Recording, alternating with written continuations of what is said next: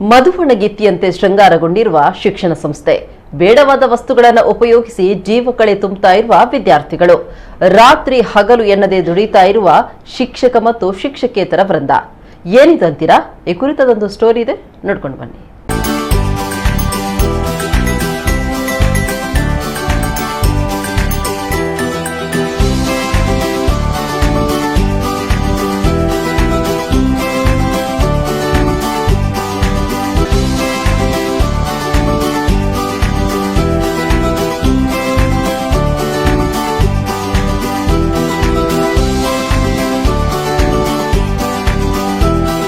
ಕಟೀಲು ಶ್ರೀ ದುರ್ಗಾ ಪರಮೇಶ್ವರಿ ದೇವಸ್ಥಾನದ ಶಿಕ್ಷಣ ಸಮೂಹ ಸಂಸ್ಥೆಗಳ ಸಹಯೋಗದಲ್ಲಿ ಭ್ರಮರ ಇಂಚರ ನುಡಿಹಬ್ಬ ನವೆಂಬರ್ 13 ಮತ್ತು 14ರಂದು ಕಟೀಲು ಪದವಿ ಪೂರ್ವ ಕಾಲೇಜಿನ ಶ್ರೀ ವಿದ್ಯಾ ಸಭಾಭವನದಲ್ಲಿ ನಡೆಯಲಿದೆ.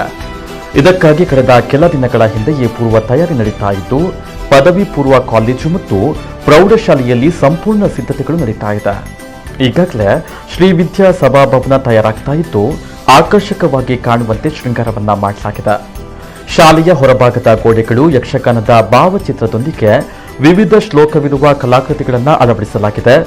ಜ್ಞಾನಪೀಠ ಪ್ರಶಸ್ತಿ ಪುರಸ್ಕೃತ ಸಾಹಿತಿಗಳ ಭಾವಚಿತ್ರಗಳು ಅಲ್ಲಲ್ಲಿ ರಾರಾಜಿಸಲಿದೆ. ವಿಶೇಷವೆಂದರೆ ಹಳೆಯ ರಟ್ಟು, ಪ್ಲಾಸ್ಟಿಕ್ ಕ್ಯಾನ್ ಮತ್ತಿತರ ವಸ್ತುಗಳು ಶಾಲಾ ವಿದ್ಯಾರ್ಥಿಗಳ ಕೈಯಿಂದ ಜೀವಕಳೆ ಪಡೆದು ವಿವಿಧ ರೀತಿಯ ಮುಖವಾಡದಂತೆ ಗೋಚರಿಸ್ತಾ ಇದೆ. ಇದಕ್ಕಾಗಿ ಕಳೆದ ಹಲವು ದಿನಗಳಿಂದ ವಿದ್ಯಾರ್ಥಿಗಳು ತಯಾರಿಯನ್ನು ನಡೆಸ್ತಾ ಇದ್ದಾರೆ. ಇದಕ್ಕಾಗಿ ಬೇರೆ ಬೇರೆ ಕಡೆಗಳಿಂದ ಬೇಡವಾದ ಅಗತ್ಯ ವಸ್ತುಗಳನ್ನು ಸಂಗ್ರಹಿಸಿ ಪೇಂಟ್, ಗಮ್ ಮತ್ತಿತರ ವಸ್ತುಗಳ ಸಹಾಯದಿಂದ ತಯಾರು ಮಾಡಲಾಗ್ತಾ ಇದೆ. ವಸ್ತು ಪ್ರದರ್ಶನಗಳು ಜನರನ್ನ ಆಕರ್ಷಿಸಲಿದ್ದು, ಇದಕ್ಕಾಗಿ ತಯಾರಿ ನಡೀತಾ ಇದೆ. ಮಕ್ಕಳಿಗೆ ವಿವಿಧ ಸ್ಪರ್ಧೆಗಳನ್ನು ಏರ್ಪಡಿಸಲಾಗಿದೆ. ದೇವಳದ ಆಡಳಿತ ಮಂಡಳಿಯ ಸಹಕಾರದೊಂದಿಗೆ ಶಿಕ್ಷಕೇತರ ವೃಂದ ರಾತ್ರಿ ಹಗಲು ಎನ್ನದೇ ದುಡಿತಾ ಇದೆ.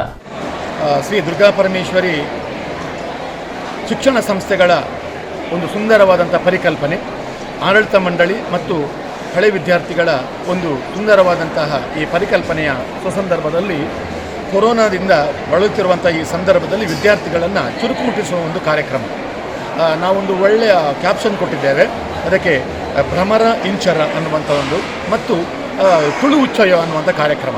ನಮ್ಮ ತಾಯಿ ಭುವನೇಶ್ವರಿಯ ಭವ್ಯ ಮೆರವಣಿಗೆಯಿಂದ ಪ್ರಾರಂಭವಾಗಿ ಅದರೊಂದಿಗೆ ನಮ್ಮ ತುಳುನಾಡಿನ ತುಳು ಸಂಸ್ಕೃತಿಯನ್ನು ಪ್ರತಿಬಿಂಬಿಸುವಂತಹ ಒಂದು ಕಾರ್ಯಕ್ರಮ. ವಿಶೇಷವಾಗಿ ನಾಡದು 13 ಮತ್ತು 14 ಶನಿವಾರ ಮತ್ತು ಆದಿತ್ಯವಾರ ದಿವಸ ವಿದ್ಯಾರ್ಥಿಗಳ ಎಲ್ಲ ಸಮ್ಮಿಲನದೊಂದಿಗೆ, ಆಡಳಿತ ಮಂಡಳಿಯ ಪೂರ್ಣ ಪ್ರಮಾಣದ ಸಹಕಾರದೊಂದಿಗೆ, ಹಳೆ ವಿದ್ಯಾರ್ಥಿಗಳ ಒಂದು ಬಲದೊಂದಿಗೆ ಈ ಕಾರ್ಯಕ್ರಮ ಅನ್ನುವಂಥದ್ದು ಸುಂದರವಾಗಿ ಮೂಡಿಬರುವಂಥ ಪರಿಕಲ್ಪನೆಯನ್ನು ನಾವು ಒಳಗೊಂಡಿದ್ದೇವೆ. ವೈವಿಧ್ಯಮಯವಾಗಿರತಕ್ಕಂಥ ಈ ಕಾರ್ಯಕ್ರಮದಲ್ಲಿ ಬಹಳಷ್ಟು ಸುಂದರವಾದಂಥ ಕೆಲವೊಂದು ವಿಚಾರಗೋಷ್ಠಿಗಳಿವೆ. ಕೃಷಿ ಪರಿಸರಕ್ಕೆ ಸಂಬಂಧಂಥ ಗೋಷ್ಠಿಗಳು, ಹಾಗೆಯೇ ಮಕ್ಕಳ ಕವಿತಾ ವಾಚನದ ಕೆಲವೊಂದು ಗೋಷ್ಠಿಗಳು, ಹಾಗೆಯೇ ತುಳು ಉತ್ಸವಕ್ಕೆ ಸಂಬಂಧಪಟ್ಟಂತಹ ಗೋಷ್ಠಿಗಳು, ಹಾಗೆಯೇ ಗಣ್ಯರು ಇದರಲ್ಲಿ ಆಗಮಿಸಿಕೊಂಡು ನಮ್ಮ ವಿದ್ಯಾರ್ಥಿಗಳನ್ನು ಚುರುಕು ಮುಟ್ಟಿಸುವಂಥ ಒಂದು ಕಾರ್ಯಕ್ರಮವನ್ನು ಮಾಡಿಕೊಳ್ತಾ ಇದ್ದಾರೆ. ಪಾರ್ವತಿ ಸುಬ್ಬ ಪ್ರಶಸ್ತಿ ಪುರಸ್ಕೃತ ಸಾಹಿತಿ ಶ್ರೀಧರ ಡಿಎಸ್ ಅಧ್ಯಕ್ಷತೆಯಲ್ಲಿ ನಡೆಯುವಂತಹ ಸಮ್ಮೇಳನಕ್ಕಿಂತ ಮುಂಚಿತ ಮೆರವಣಿಗೆ ನಡೆಯಲಿದೆ. ಬಳಿಕ ಸಂಸದ ನಳಿನ್ ಕುಮಾರ್ ಕಟೀಲು ನುಡಿಹಬ್ಬವನ್ನು ಉದ್ಘಾಟನೆ ಮಾಡಲಿದ್ದು, ಶಾಸಕ ಉಮನಾಥ್ ಕೋಟ್ಯನ್ ವಸ್ತು ಪ್ರದರ್ಶನವನ್ನು ಉದ್ಘಾಟನೆ ಮಾಡಲಿದ್ದಾರೆ. ಇದೇ ಸಂದರ್ಭ ಪದವಿ ಕಾಲೇಜಿನಲ್ಲಿ ಎಕ್ಕಾರು ವಿಜಯ ಯುವ ಸಂಗಮದವರು ನಿರ್ಮಿಸಿರುವಂತಹ ಅಶೋಕವನವನ್ನು ಯಾದವ ಕೋಟ್ಯನ್ ಉದ್ಘಾಟನೆ ಮಾಡಲಿದ್ದಾರೆ. ಬೆಳಗ್ಗೆ ಧಾರ್ಮಿಕ ಸಾಹಿತ್ಯದ ಬಗ್ಗೆ ಸಾಹಿತಿ ಬಿ ಜನಾರ್ದನ ಭಟ್, ವರಕವಿ ಬೇಂದ್ರೆ ಜೊತೆಯ ಅನುಭವಗಳನ್ನು ನಾಡೋಜ ಕೆಪಿ ರಾವ್, ಕೃಷ್ಣ ಪರಿಸರದ ಬಗ್ಗೆ ದೇವು ಹನೆಹಳ್ಳಿ, ಯಕ್ಷಗಾನ ಸಾಹಿತ್ಯದ ಬಗ್ಗೆ ಚಂದ್ರಶೇಖರ ದಾಮ್ಲೆ ಮಾತನಾಡಲಿದ್ದಾರೆ. ಕವಿಗೋಷ್ಠಿಯಲ್ಲಿ ಕಟೀಲು ಪರಿಸರದ ಸಾಹಿತಿಗಳಾದ ಪೇಜಾವರ ಸದಾಶಿವರಾವ್, ಆಗೌ ಕಿನ್ನಿಗೋಳಿ, ಕೋರ್ಗಿ ವೆಂಕಟೇಶ್ವರ ಉಪಾಧ್ಯಾಯ, ಡಾಕ್ಟರ್ ನಾರಾಯಣ ಶೆಟ್ಟಿ, ಕಟೀಲು ಸದಾನಂದ ಅಸ್ರನ್ನ, ಪು ಶ್ರೀನಿವಾಸ ಭಟ್ಟರ ಕುರಿತು ಕಟೀಲು ಶಿಕ್ಷಣ ಸಂಸ್ಥೆಗಳ ಉಪನ್ಯಾಸಕರು ಮಾತನಾಡಲಿದ್ದಾರೆ. ನವೆಂಬರ್ 14ರಂದು ಭಾನುವಾರ ನಡೆಯಲಿರುವ ತುಳು ಉಚ್ಚಯವನ್ನು ತುಳು ಅಕಾಡೆಮಿ ಅಧ್ಯಕ್ಷ ದಯಾನಂದ ಕತ್ತಲ್ ಸರ್ ಉದ್ಘಾಟನೆ ಮಾಡಲಿದ್ದಾರೆ. ತುಳು ಪಾರ್ದನದ ಭಾಷೆಯ ಬಗ್ಗೆ ಡಾಕ್ಟರ್ ಅಶೋಕ್ ಆಳ್ವ, ತುಳು ಬರವು ಸಾಹಿತ್ಯದ ಓದಿನ ಬಗ್ಗೆ ವಿಜಯಲಕ್ಷ್ಮಿ ಕಟೀಲು, ಸುರೇಶ್ ರಾವ್ ಅತ್ತೂರು, ತುಳು ಭಾಷೆದ ಪೊರ್ಲು ಕುರಿತು ಗಣೇಶ್ ಅಮೀನ್ ಸಂಕಮರ್ ಮಾತನಾಡಲಿದ್ದು, ತುಳು ರಂಗಭೂಮಿ ಸಿನಿಮಾ ಗೋಷ್ಠಿಯಲ್ಲಿ ವಿಜಯಕುಮಾರ್ ಕುಡಿಯಲ್ ಬೈಲ್, ಅರವಿಂದ ಬೋಳಾರ್, ಸರೋಜಿನಿ ಶೆಟ್ಟಿ, ಸರತ್ ಶೆಟ್ಟಿ, ನರೇಂದ್ರ ಕೆರೆಕಾಡು, ಸುಧಾಕರ ಸಾಲ್ಯನ್ ಭಾಗವಹಿಸಲಿದ್ದಾರೆ. ಸಾಧಕರಾದ ಹರಿಕೃಷ್ಣ ಪುನರೂರು ಹಾಗೂ ಪದ್ಮಶ್ರೀ ಹರೇಕಳ ಹಾಜಬ್ಬರ ಜೊತೆ ಹಾಗೂ ಸಮ್ಮೇಳನ ಅಧ್ಯಕ್ಷ ಶ್ರೀಧರ ಡಿಎಸ್ ಜೊತೆ ಸಂವಾದವನ್ನು ಆಯೋಜನೆ ಮಾಡಲಾಗಿದೆ. ಈಗಲೇ ಪೂರ್ವಸಿದ್ಧತಾ ತಯಾರಿಗಳು ಅತ್ಯಂತ ವೇಗವಾಗಿ ವಿದ್ಯಾರ್ಥಿಗಳಿಂದ ಹಾಗೂ ಶಿಕ್ಷಕ ಹಾಗೂ ಶಿಕ್ಷಕೇತರ ಬಂಧುಗಳಿಂದ ನಡೀತಾ ಇದೆ. ಇದಕ್ಕೆ ಸಂಪೂರ್ಣ ಆಡಳಿತ ಮಂಡಳಿಯ ಸಂಪೂರ್ಣ ಸಹಕಾರವಿರುತ್ತದೆ. ಹಾಗೆ ಇಲ್ಲಿ 2 ದಿನ ನಡೆಯುವಂಥ ಕಾರ್ಯಕ್ರಮದಲ್ಲಿ ವಿವಿಧ ರೀತಿಯ ವಿಚಾರಗೋಷ್ಠಿಗಳು ನಡೆಯಲಿದೆ. ಇದರಲ್ಲಿ ಸಮ್ಮೇಳನ ಅಧ್ಯಕ್ಷರಾಗಿ ಶ್ರೀಧರ DS ಇವರು ಭಾಗವಹಿಸಲಿದ್ದಾರೆ. ಹಾಗೆಯೇ ಕಾಲೇಜಿನ ವಿವಿಧ ಜಾನಪದ ವಸ್ತು ಸಂಗ್ರಹಾಲಯ ಹಾಗೂ ಕರಕುಶಲ ವಸ್ತು ಪ್ರದರ್ಶನ, ವಿದ್ಯಾರ್ಥಿಗಳಿಂದ ಕಸದಿಂದ ರಸ ಅಂದರೆ ಕೆಲವೊಂದು ಮುಖವಾಡಗಳು ನಡೀತಾ ಇದೆ.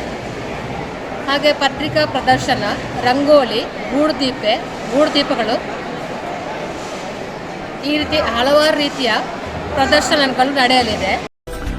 ಸಮಾರೋಪ ಸಮಾರಂಭದಲ್ಲಿ ಕಟೀಲು ವಿದ್ಯಾಲಯದ ಹಿರಿಯ ವಿದ್ಯಾರ್ಥಿ ವೈದ್ಯಕೀಯ ತುಳು ಕನ್ನಡ ಸಾಹಿತ್ಯ ಕ್ಷೇತ್ರದಲ್ಲಿ ಯಕ್ಷಗಾನದಲ್ಲಿ ಸಾಧನೆ ಮಾಡಿರುವಂತಹ ಡಾಕ್ಟರ್ ಭಾಸ್ಕರ ನಂದಕುಮಾರ್ ಇವರನ್ನ ಸನ್ಮಾನಿಸಲಾಗುವುದು.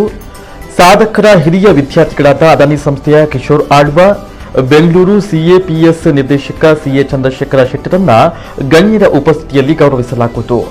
ಬಳಿಕ ಕಟೀಲು ಶಾಲಾ ವಿದ್ಯಾರ್ಥಿಗಳಿಂದ ಯಕ್ಷಗಾನ ಬಯಲಾಟವಿದೆ. ಒಟ್ಟಿನಲ್ಲಿ ಕಟೀಲು ಶಿಕ್ಷಣ ಸಂಸ್ಥೆಯಲ್ಲಿ 7 ದಿನಗಳ ಕಾಲ ಸಾಹಿತ್ಯದ ಉತ್ಸವ ನಡೆಯಲಿದೆ. ನಿಶಾಂತ್ ಶೆಟ್ಟಿ, ಕಿಲೆಂಚೂರು, ನಮ್ಮ ಕುಡ್ಲ ನ್ಯೂಸ್ 24/7 ಮುಲ್ಕಿ.